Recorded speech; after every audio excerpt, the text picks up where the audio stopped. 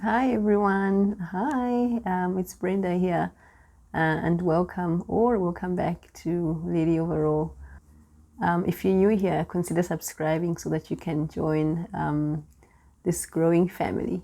In today's video, I talk about how to receive the desires of your heart. And if you'd like to hear more, then definitely stay tuned.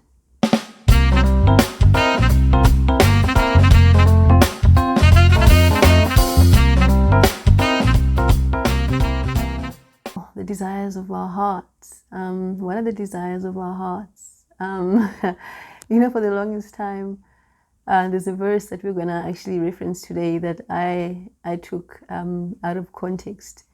Let's actually read the verse first, then I'll tell you what I thought it means. I'm going to place it on the screen for us to read together. And today's text comes from Psalm 37, verse 4. It reads, "Delight yourself in the Lord, and He will give you the desires of your heart." I've been laughing before I start. Guys, I literally thought what that means is that if you do what the Lord wants, then He's gonna give you what you want. So I actually thought that if I ask God, I would like a Ferrari or a Porsche or something, He would literally just drop it. Basically, I thought He means the physical things that come from my heart. And I think for many Christians, it's the same. We think that if we delight in the Lord, He's going to give us what we want, what we're asking Him for.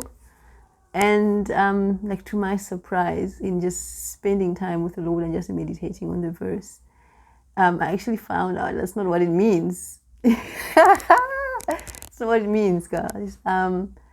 So delighting in the Lord, and He'll give you the desires of your heart. What God is trying to say to us, I believe, is that if we seek Him, if we delight in Him, He's going to give us what our hearts are supposed to desire.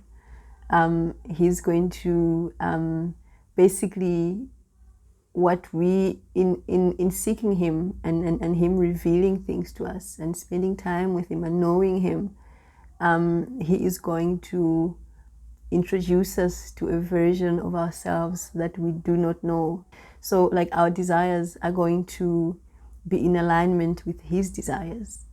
So when we get to that version of ourselves, that true version of ourselves, our desires are not going to be the same as when we are asking from a fleshly place, from a place of trying to satisfy our wants. What He means is our desires will change to be desires that come from a sacrificial place, if that makes sense.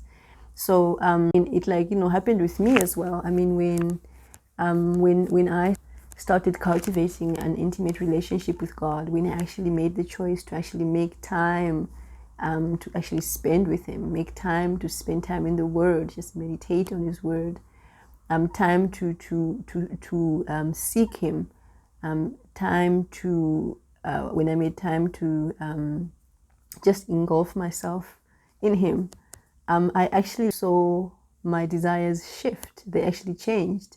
All of a sudden, there was things that I wanted previously when I was still worldly.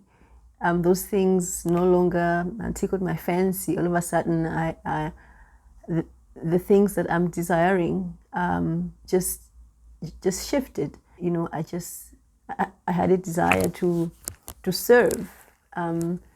From Norway, I had a desire to share my testimony and what He's done for me. Now, these desires have always been there, but because I had not been introduced to this version of myself, I didn't know that they were there.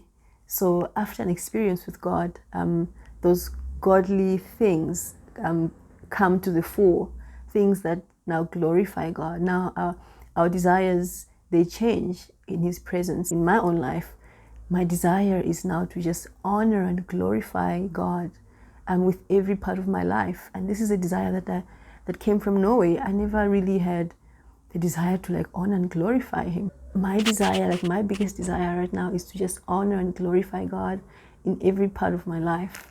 So I just wanted to encourage someone to seek God, so that you can receive from him the deep desires of your heart.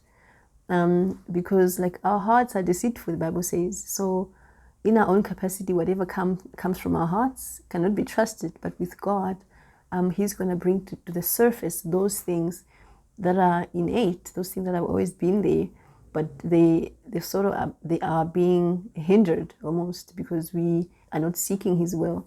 So in seeking his will, guys, God is able to actually give us. That's how we receive the desires, the true desires of our hearts that glorify him, that bring him glory. All of a sudden, his desires and ours, they align. When that happens, that is what the verse means. Delighting in the Lord, and he will give you the desires of your heart. It means that him and us are in alignment.